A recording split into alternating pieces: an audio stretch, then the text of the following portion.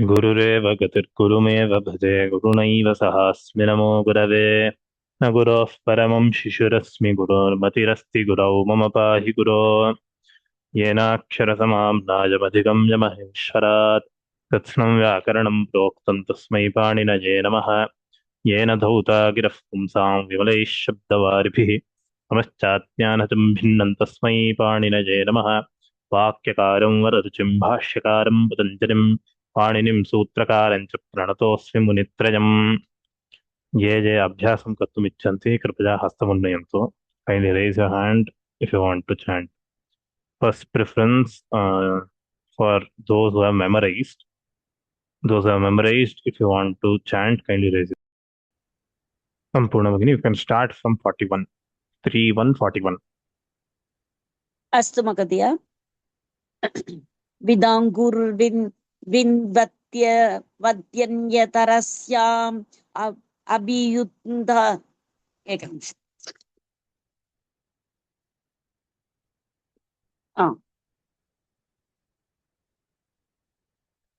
I can't see that.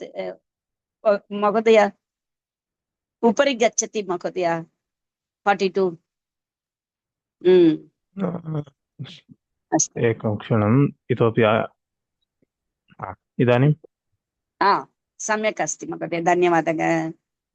अभ्युत् साधयां प्रजनयां चिकयां रमयामक पावयं क्रियात् विदाम कृत् निति छन्दसि लुणिङि चले लुङि महोदय लुङि स्ली लुणि स्ले चिचे शल इगुबदात अनिटः कृसः शिलश आलिङ्गने न श्लिष आलिङ्गने न दृशः निःश्रीद्रुभ्यः कर्तरि छङ्ग। उपरि गच्छतु महोदय। विभाषाधेक्ष्योः विभाषो चेत्शिभ्योः धेट्ष्व्योः चेष्व्योः धेट्ष्व्योः चेटिष्योः कुपेश्छन्दसि नो नयति ध्वनयत्येल यत्यर्दयदिभ्यः अस्यति वक्तिक्यातिभ्योऽङ् लिपिसि चिन्वश्च आत्मनेपदे एकं क्षणं लिपि सिचिह्वश्च लिपि चिसि व्यक्ष वश्च आत्मनेपदेषु अन्यतरस्यां पुषादिद्युता लृद्दिद परस्मैपदेषु सर्ति शास्त्यर्तिभ्यच्छ इरितो वा अग्रे उपरि गच्छतु महोदय। धन्यवादः।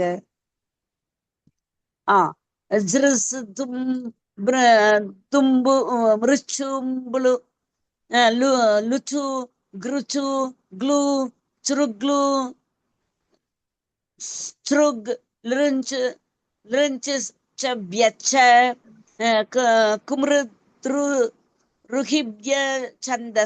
रुभ्यश्छन्दसि चिन्ते पदः दीपजन बुधपुरी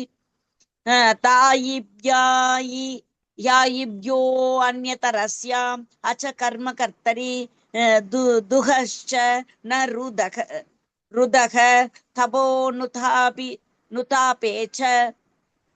उपरि किञ्चित् उपरि गच्छतु महोदय।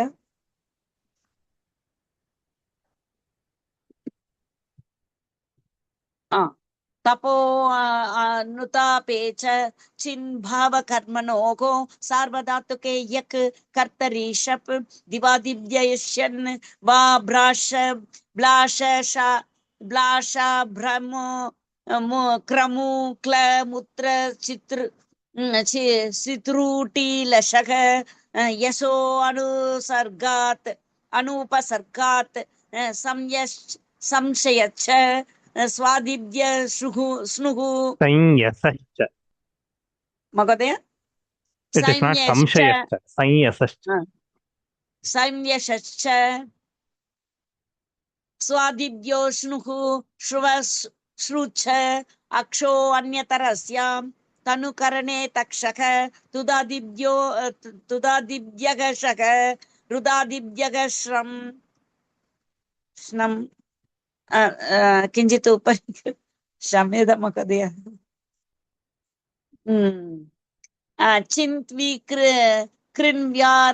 कृन्व्योरे च क्रियादिभ्यश्ना स्तुन् बुस्दुन्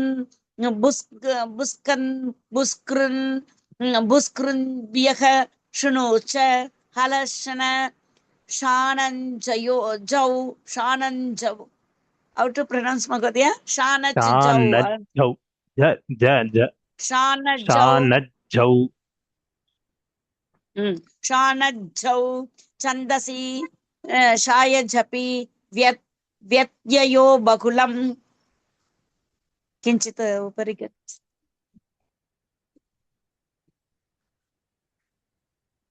व्यत्ययो बहुलं शिष्यं कर्मवत् कर्मणा तुल्य क्रियः तपस्तप कर्म कस्यैव न नुनमां यक्षिनौ कृषिरजोः प्राचंस्यन् परस्मैपदं च धातोः तत्रोपपदं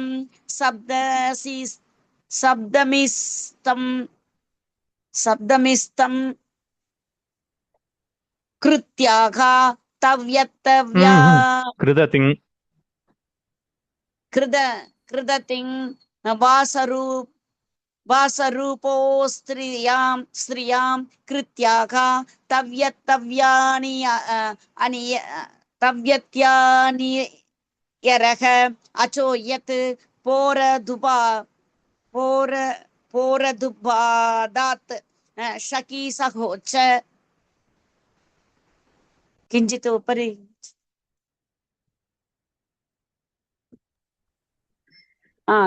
कद मद चर यमश्चानुपसर्गे.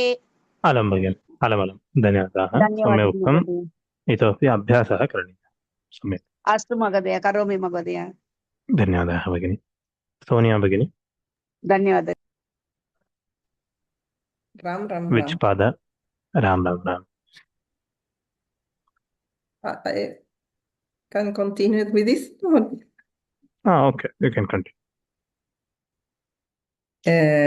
अवद्यपन्यवर्यागर्ह्यपनितव्यानिरोधेषु बाह्यं करणम् अर्यस्वामि वैशयोः उपसर्याकाल्या प्रजने अचर्यं सङ्गतं वदस्सुपिक्यच्च क्यप्च भुवो भावे हनस्तच एतिस्तुषास्वृदृजुषास्क्यप् मृदुपथाच्चक्ल्पिच्छ्रुतेः ईचखनः हृन्यो संज्ञायां मृजेर्विभाषा राजसूयसूर्यमृषोद्यरुच्यकुप्यकृष्टपथ्यव्यथ्याः कृष्टपथ्याव्यथ्याः ओके भिद्योत्स्यौ नदे पुष्यसिद्ध्यौ नक्षत्रे विपूय विनीय चित्या मुञ्चकल्पहलिषु प्रत्यापिभ्यां ग्रहे छन्दसि पदास्वैरि बाह्यपक्ष्येषु च विभाषाकृद्वृषोः युग्यं च पत्रे अमावस्यदन्यतरस्यां छन्दसि निष्तर्क्य देवहूय प्रणीयो नीयोच्छिष्यमर्यस्थर्य त्वर्यखन्यखान्यदेवजाय नो देवयज्ञा पृथ्या प्रतिशीव्य ब्रह्मवाद्यभाव्य स्थाव्योपच्चाय प्रदानि ऋहलोऽन्यत् ओरावश्यके आसुयुवपि रपि लपि त्रपि च मश्च आनायो नित्ये प्रणायो सम्मतौ पाय्यसान्नाय्य निकाय धाय्य मानहविर्निवाससामिद्धेनिषु क्रतौ कुण्डपायि सामिधेनीषु. सामिद्धेनीषु again No. Okay, you can chant again. पायसानाय निकाय धाय्य मानहविर्निवास सामिथेनीषु क्रतौ कुण्डपाय्य सञ्चय्यौ अग्नौ परिचाय्योपाचाय्य समूह्याः चित्याग्निचित्ये च वुल्तृचौ नन्दिग्रहिपच्चादिभ्यो ल्यूनियचः इगुपथाज्ञाप्रीकीरः कः आतश्चोपसर्गे पाघ्रात्मात्खेत्कृशः अनुपसर्गाल्लिम्पविन्दधारि पारिवेद्युद्देजि चेति सातिसाहिभ्यश्च ददाति दधात्योर्विभाषा ज्वलितिकसङ्क्तेभ्यो नः स्याद्व्यथाश्रुसंसृवती न वसावहृलिहश्लिहस्वशश्च दुन्योरनुपसर्गे विभाषाग्रहः गेहेकः शिल्पिनिष्वुं गस्थकं ण्युट च हश्च व्रीहिकालयोः पृसृल्वः संभिहारे वुन् आशिषि च प्रत्ययो मुण्डविदां दीपजन्नक्रियादिभ्यो अवदाय युग्यं च स्याद्याथा दशः दश इति पाणिनीयसूत्रपाठे तृतीयाध्याये प्रथमः पादः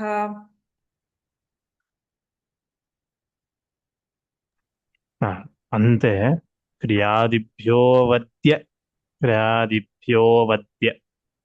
Don't try to split it. Try to tell it together. प्रत्ययो मुण्डविदान् द्वीपजनक्रियादिभ्यो वत्ययुक्त्यञ्च स्याद्व्यधादश. ओके दीपजन्नक्रियादिभ्यो वद्य क्रियादिभ्यो वद्य धन्यवादः. धन्यवादाः. सुजाता भगिनी. नमस्ते महोदय. नमस्कारः. Which pada would you like to chant?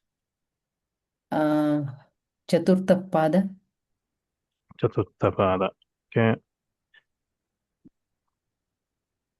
You can start, begin. अथ पाणिनीयसूत्रपाठे तृतीयाध्याये चतुर्थः पादः. धातुसम्बन्धे प्रत्ययाः. क्रियासमविहारे लोटो हि स्वौ वाच तद्वमोः समुच्चयेऽन्यतरस्यां यथा विद्यनुप्रयोगः पूर्वस्मिन् समुच्चये सामान्यवचनस्य छन्दसि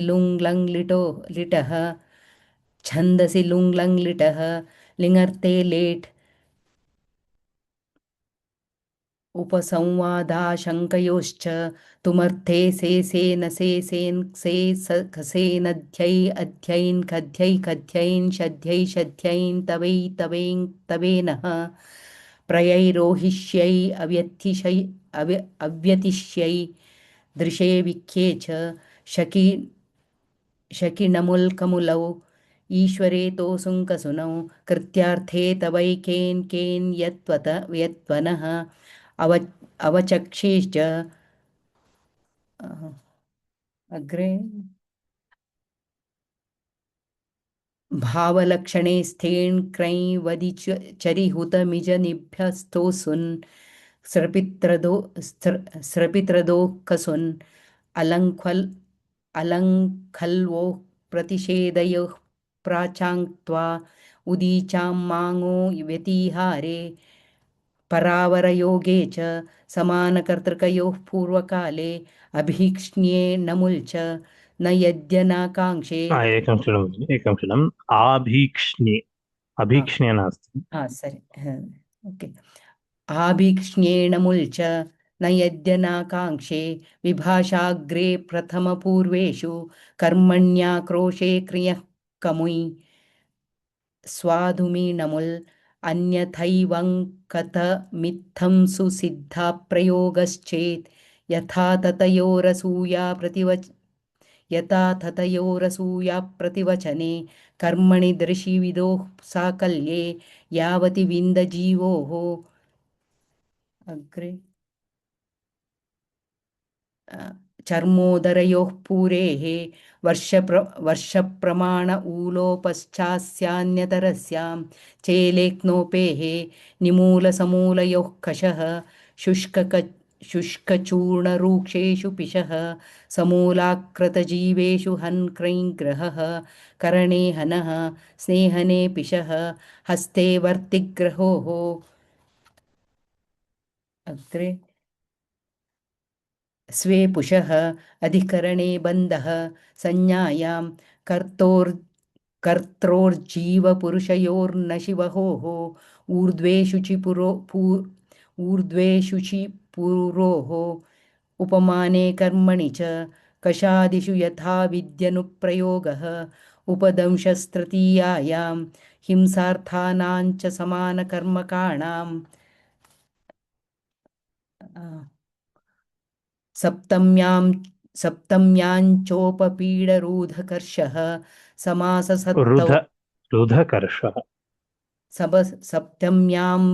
सप्तम्याञ्चोपपीडरूधकर्षः चोपपीडरुधकर्षः समासत्तौ प्रमाणे च अपादाने परीप्सायां द्वितीयायाञ्च स्वाङ्गे ध्रुवे परिक्लिश्यमाने च विशिपदिपदि स्कन्दां व्याप्यमाना सेव्यमानयोः अग्रे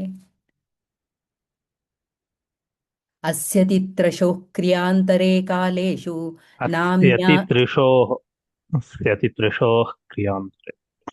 अस्य तित्रशोः क्रियान्तरे कालेषु नाम्न्याधिशिग्रहोः अव्यये यथाभिप्रेताख्याने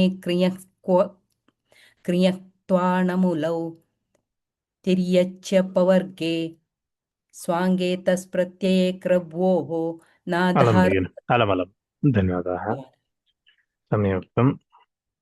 उमा वदति भगिनि।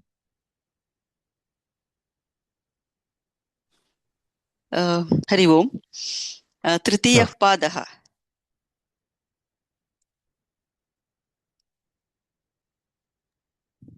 तृतीयपाद from starting, is it? Or any you can tell me. Then tell from 100. Okay.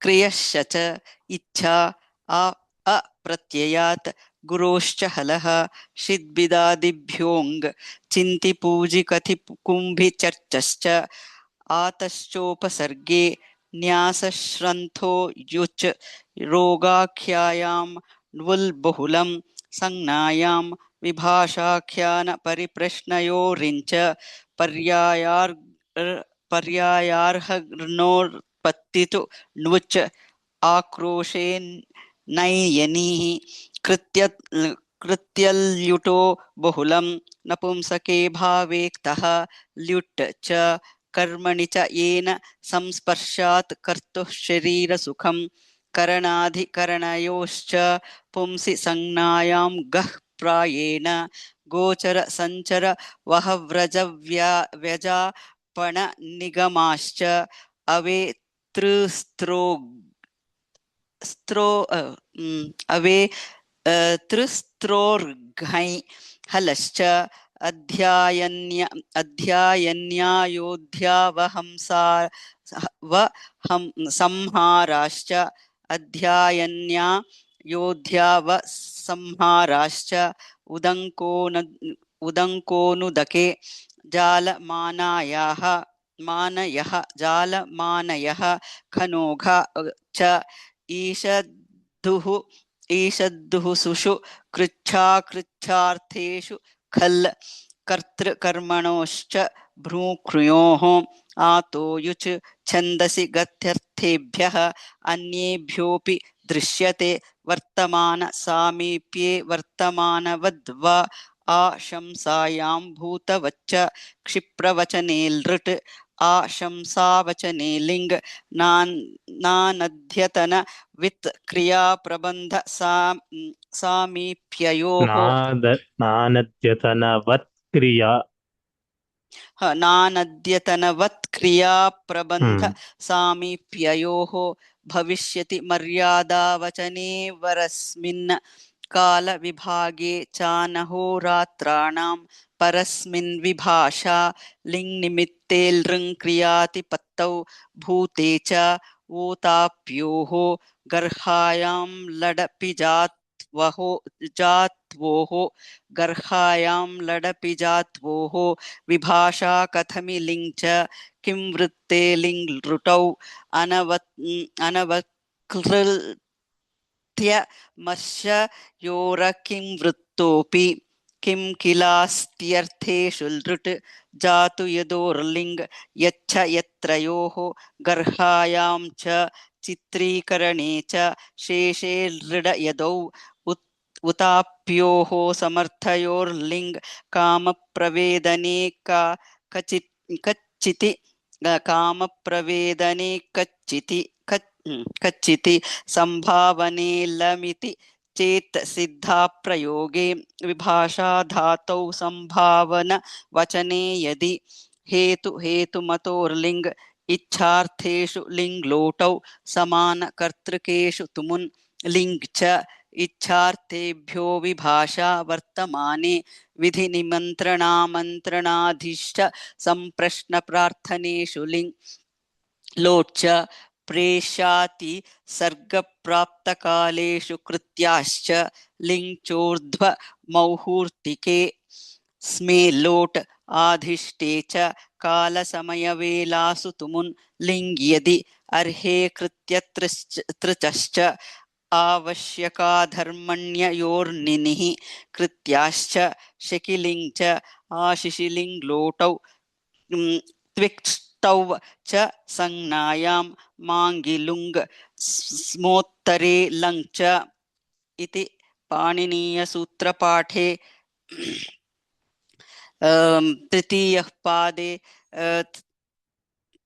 ಇದು ಹೇಳ್ಬೇಕು ಓಕೆ ಉಣಾದಯ ಇಗೋ ನಿವಾಸ ವ್ಯಧಜಪೋರ ಪಘನ ಇಚ್ಛಾಹಲಶ್ಚ ಓತಾಪ್ಯೋರ್ವಿಧಿಃ ಷೋಡಶ ಇತಿ ಪಾಣಿನೀಯ ಸೂತ್ರಪಾಠೆ ತೃತೀಯಾಧ್ಯಾಯೇ ತೃತೀಯಃ ಪಾದಃ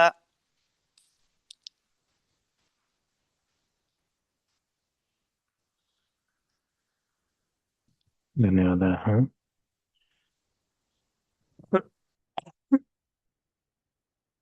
सम्यक् धन्यवादः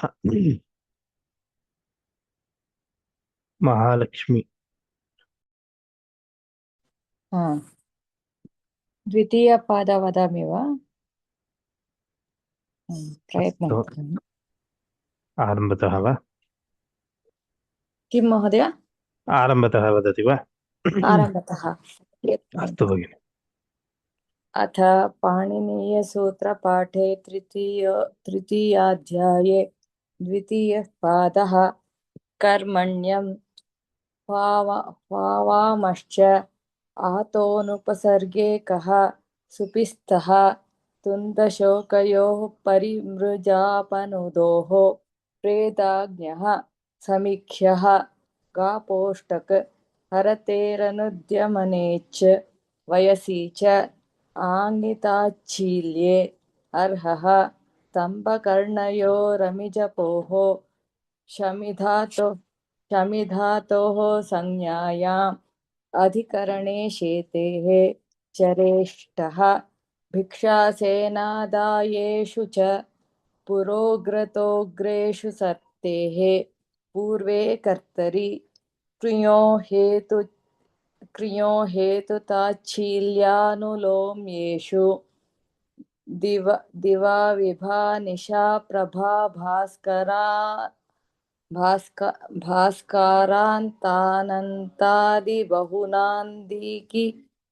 बहुनान्दी किम्लि पिलि बलि भक्ति संख्या जंघा बाह्व धनुररुषु कर्मणि भृतौ न शब्दश्लोककलह गाथा वैरचाटु सूत्रमन्त्रपदेषु स्तम्भशकृतोरिन् हरतेर्धृतिनाथयोः पशौ फलेग्रहिरात्मम्भरिश्च छन्दसि वनसनरक्षिमथां येजेः खश नासिकास्तनयोर्ध्माधेटोः नाडीमुष्ट्योश्च उदिकूले रुजिवहोः वहाभ्रे लिहः परिमाणे पचः मितनखे च विध्वरुषोस्तुदः असूर्यललाटयोर्दृशितपोः उग्रं पश्येरम्मदपाणिन्धमाश्च प्रियवशे वधखच द्विषत्परयोस्तापेः वाचि यमो व्रते पुः सर्वयोर्दारिसहोः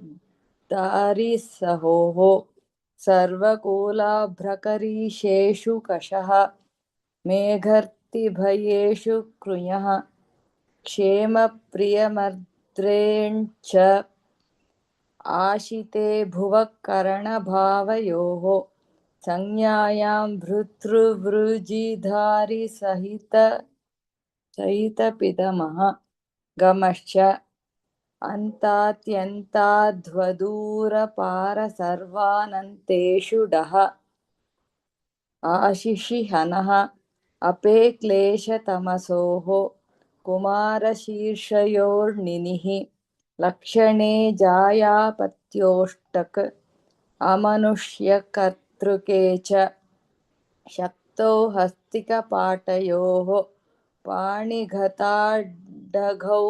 शिल्पिनि आढ्यसूभगस्थूलपलितनग्नान्धप्रियेषु च्व्यर्थेष्वच्वौ कृञः करणे ख्युन्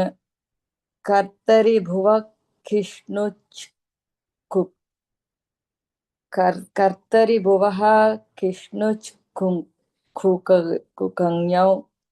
पृशोनुदके क्विन् ऋत्विग्धधृक्स्रग्दिगुंचुयुजिकृण्यां च त्यदादिषु दृशो नालोचने कञ्च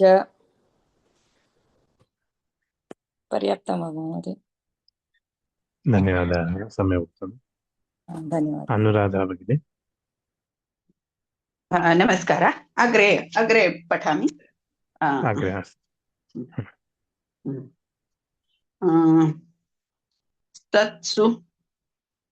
तत्सु द्विषद्रुह दुह युज विद भिद छिद जीनिराजामुपसर्गेऽपि क्विप् भजोण्विः छन्दसि सह वहश्च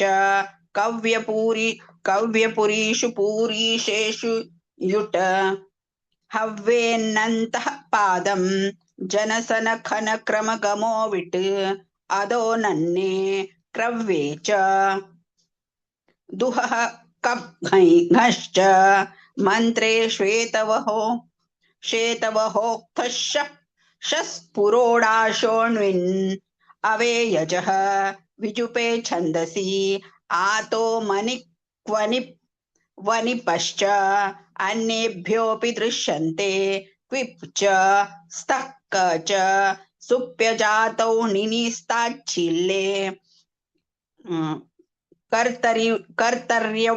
कर्तर्यपमाने व्रते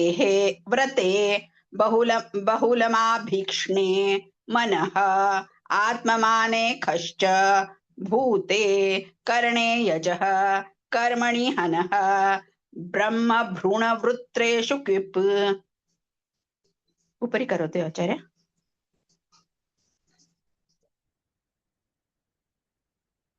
बहुलं छन्दसि सुकर्म पाप मंत्र पुण्येषु कृयः सोमे सुयः अग्नौ चेहे कर्मण्याग्न्याख्यायां कर्मणि निविक्रियः दृशे क्वनिप् राजनी युधि कृयः सहे च उपरि करोतु आचार्य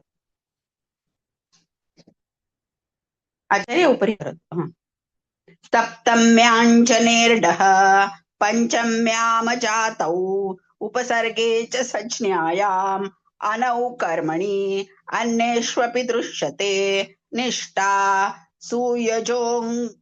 सूयजोङ्ग्रवनिप पुनः उपरि करोतु जीर्यते रतृन् छन्दसि लिट् लिटः कानज्वा क्वसुश्च भाषायां सदवसश्रुवः उपेयिवान नाश्वाननूचानश्च लुङ् अनद्यतने लङ् अभिज्ञावचने लृट् नयति विभाषा साकाङ्क्षे परोक्षे लिट् हश्वश्वतोर्लङ् च प्रश्ने चासन्न काले लट् स्मे अपरोक्षे च ननौ पृष्ठ प्रतिवचने नन्वोर्विभाषा पुरिलुङ् चास्मे वर्तमाने लट् a little उपरि करोतु आचार्य that लटः शत्रुशान चाव प्रथमा समानाधिकरणे संबोधने च लक्षण हेत्वोः क्रियायाः तौ सत् ऊयं यजोः शानन् पुनः उपरि करोतु ताच्छिल्यवयो वचन शक्तिषु चानश्च इंधार्यो शत्रकृच्छृणि द्विषो मित्रे सुयो यज्ञ संयोगे अर्ह प्रशंसायाम् पुनः उपरि करोतु अलङ्कृय निराकृय प्रजनोत्पचोत्पतोन्मदरुच्च पत्रपवृतु वृधु सहचर इष्णुच स्ने छन्दसि भुवश्च ग्लाजिस्थश्चक्ष्णुः त्रसि गृधि धृषि क्षिपे क्नुः शमित्यष्टापो घीणुन पुनः उपरि करोतु आचार्य उपरि करोतु उपरि कृतं क्षम्यताम्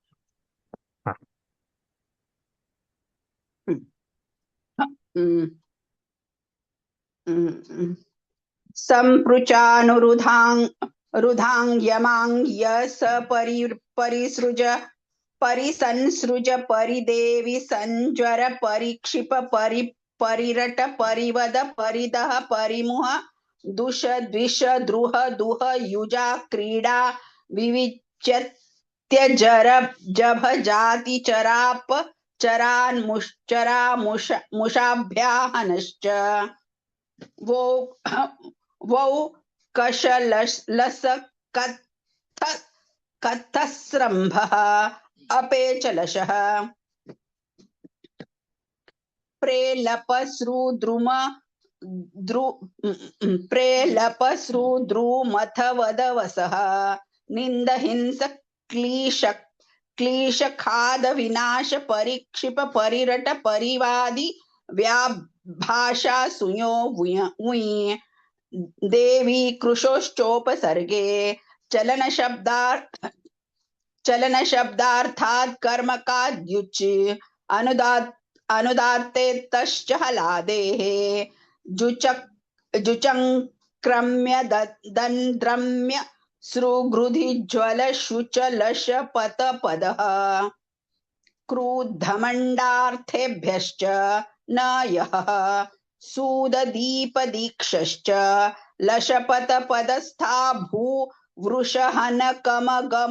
श्रुभ्य उकै जल्पभीक्ष कुट्टलुण्ट वृडः शाकन् प्रजोरिणिः जीदृक्षिविश्री व्यथाभ्यम परिसृप्रसुभ्यश्च पुनः उपरि करोतु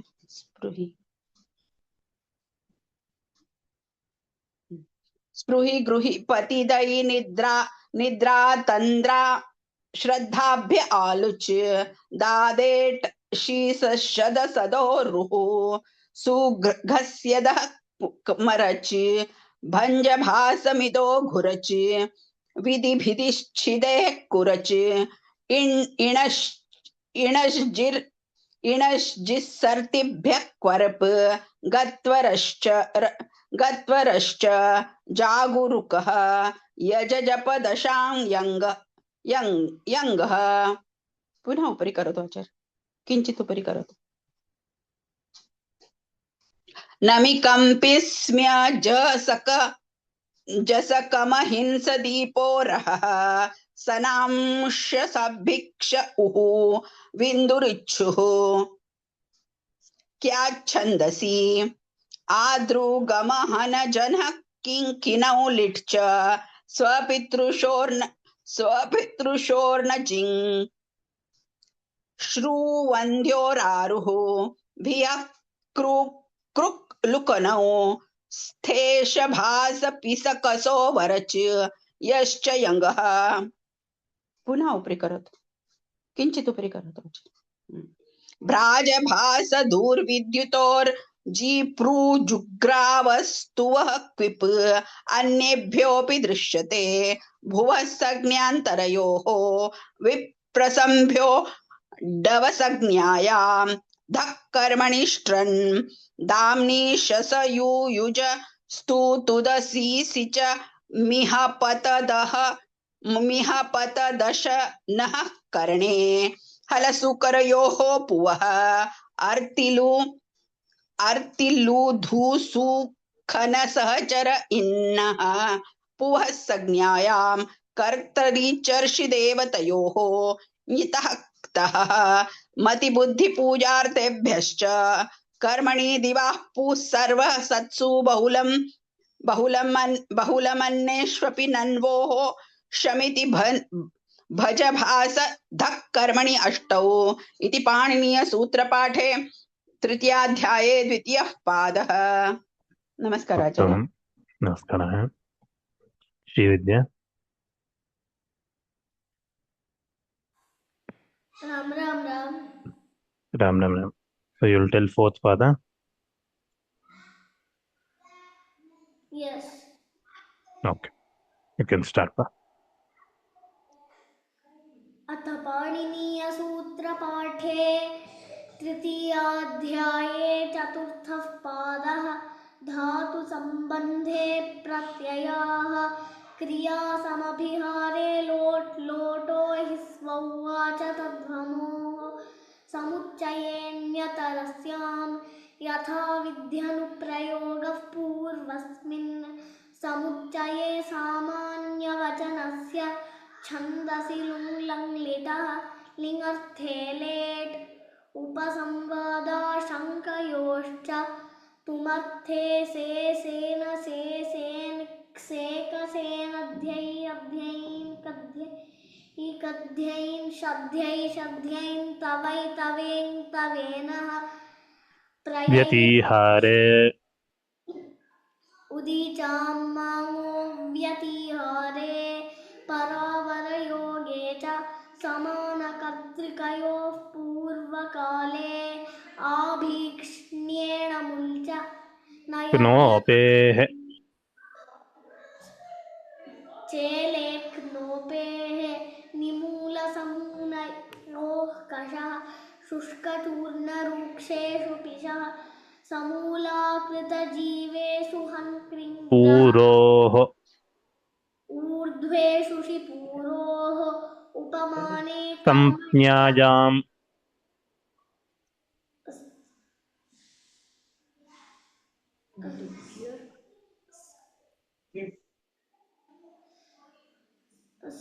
संज्ञायां कर्त्रोर्जीवपुरुषयोर्नशिवहोः ऊर्ध्वेषु शिपूरोः उपमाने कर्मणि च कषादि स्कन्दाम्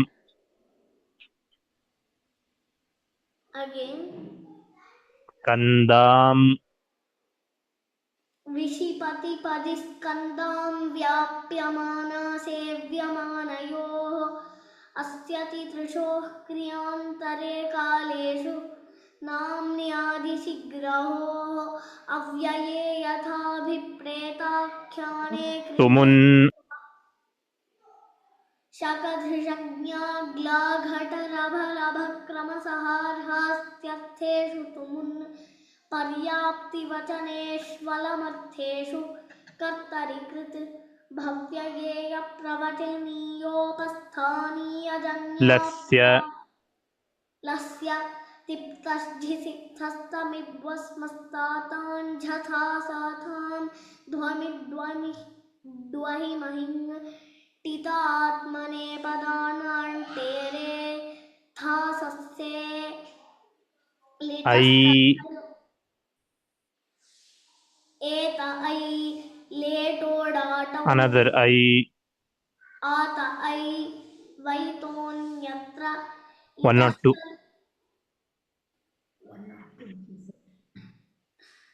लिङ्गस्युट् यासु परस्मै 12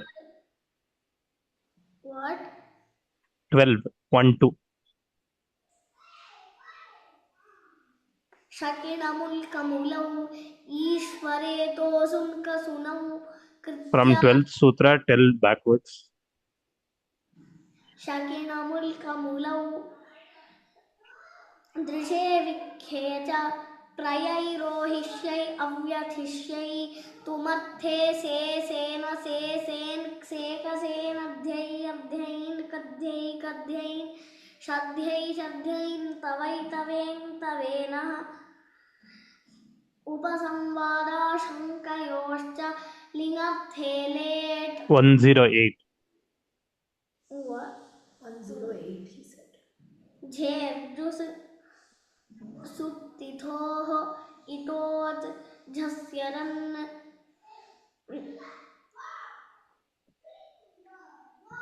द्व्यशीति द्व्यशीतितमं what द्व्यशीति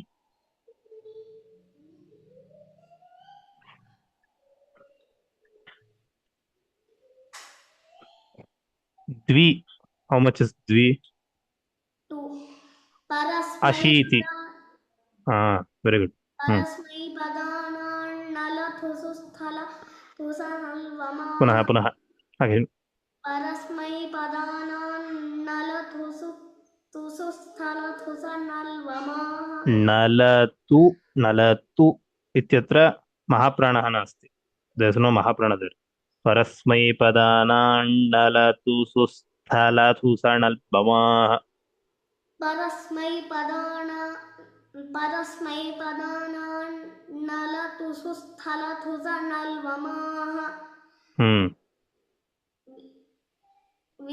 Continue. विदोलटो वा ब्रुवः पञ्चानां षट्पञ्चाशत्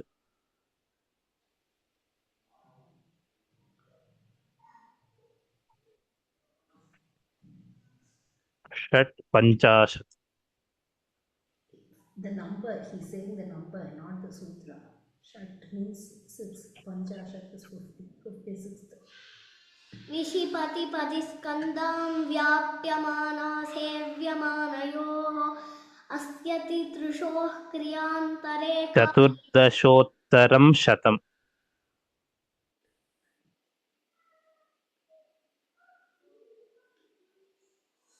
चतुर्दश उत्तरशतम्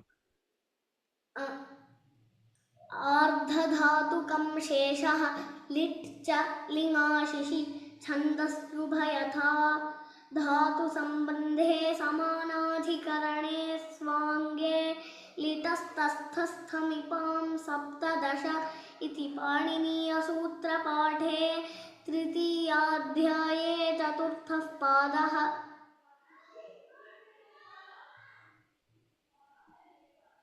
That's it.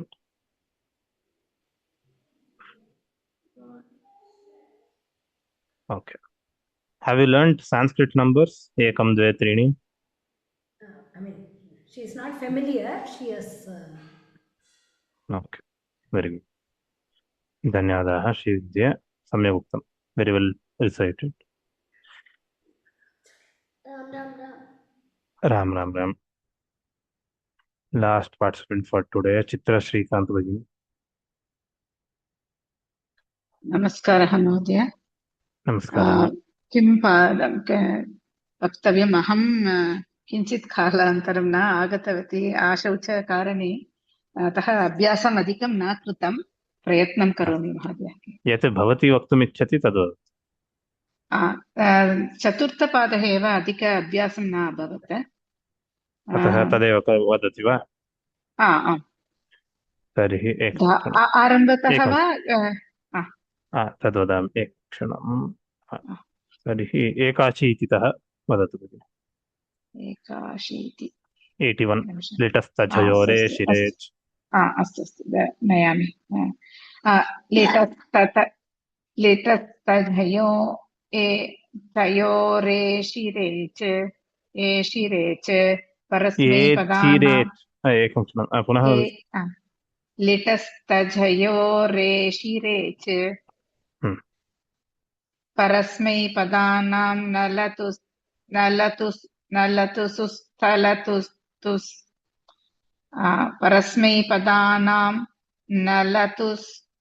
नलतुसुस्थलतुसन् कथं पृथक् करणीयम्, अहं न आगतवती अभ्यासः। परस्मैपदानां नलतुसुस्थलतुस् अणल्वमाः। नलतुसुस्थलतुस् अणल्वमाः। पुनः एकवारं वदामि। परस्मैपदानां नलतुस्थलतुस् अनल्वमाः नलतुस्थलतुस् अनल्वमाः।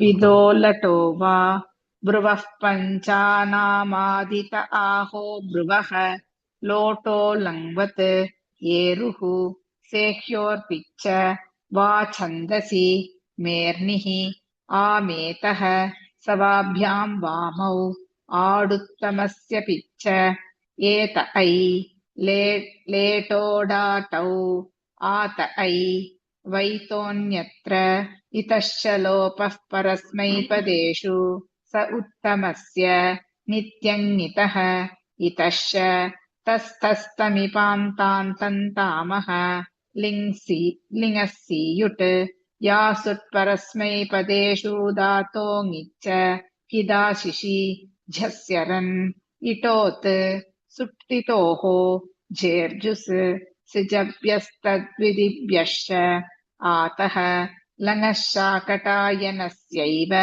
द्विषश्च तिङ्क्षित् सार्वधातुकम् आर्धधातुकं शेषः लिच्च लिङाशिषि छन्दस्युभयथा धातुसम्बन्धे समानाधिकरणे स्वाङ्गे लिटस्तस्तमिपां सप्तदश इति पाणिनीयसूत्रपाठे तृतीयाध्याये चतुर्थः पादः। उत्तमम् महोदय, मम एकः सन्देहः। तृतीयपादे 154 सूत्रस्य संख्या 154, तत्र सम्भावने तत् नास्ति, 150 द्वितीयपादे क्षम्यतां द्वितीयपादे 154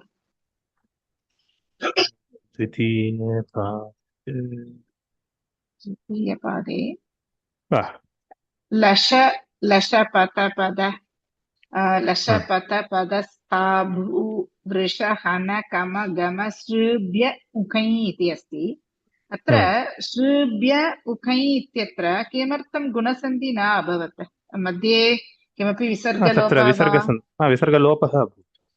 विसर्ग किं न सृभ्यः स्प्लिट् सृभ्यः इति सृभ्यः उकै सृभ्यः उकै विसर्गस्य लोपः।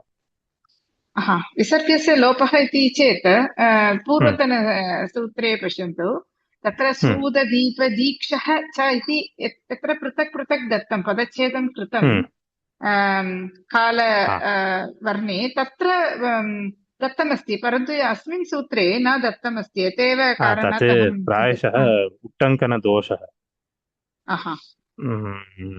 अत्र प्रायशः अत्र पश्यन्तु श्रुभ्य पञ्चमी बहुवचनम् इति दत्तम्।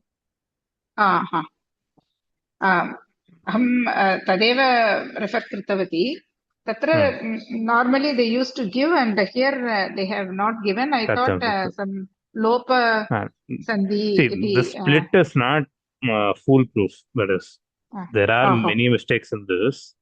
Okay. So don't refer to that and don't take that as pramanam. You can refer to that, but occasionally and just for practicing. It shouldn't be the destination. The destination is always this left side one. Left side one. Okay. अस्तु तदेव मम सन्देहः आसीत्। धन्यवादः महोदय। धन्यवादाः। So we will end this class with this. सर्वेभ्यः धन्यवादाः। येनाक्षरसमां नाजमधिगम्य महेश्वरात् कृत्स्नं व्याकरणं प्रोक्तं तस्मै पाणिनये नमः। लोकाः समस्ताः सुखिनो भवन्तु। सर्वेभ्यः धन्यवादाः। अग्रिमकक्षायां पुनः मेलिष्यामः।